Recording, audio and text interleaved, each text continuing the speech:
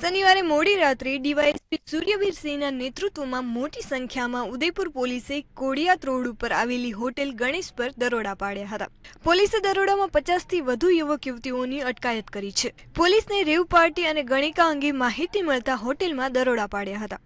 અટકાયત કરેલ લોકોમાં 11 મહિલાઓ અને 30 પુરુષોનો સમાવેશ થાય છે. તેમજ બધા દસ્તાવેજોની ચકાસણી અને પૂછપરછ કરવામાં આવી છે. સમગ્ર તપાસમાં પ્રક્રિયા પૂર્ણ થયા પછી પોલીસ આ બાબતનો ખુલાસો કરશે. ઉદયપુરના ડીવાયએસપી સૂર્યવીર સિંહ રાઠોડે જણાવ્યું હતું કે ગણેશ હોટેલ રેવ પાર્ટી અને ગણિકા અંગે માહિતી મળી હતી. માહિતીના આધારે દરોડા પાડવામાં આવ્યો, જેમાં 50થી વધુ છોકરાઓ અને છોકરીઓને પકડવામાં આવ્યા હતા, જેમાંથી મોટા ભાગના ઉદયપુરની બહારના પ્રવાસીઓ છે, જેમાં 36 ગુજરાતીઓનો સમાવેશ થાય છે. મોટી માત્રામાં માદક દ્રવ્યો પણ મળી આવ્યા છે.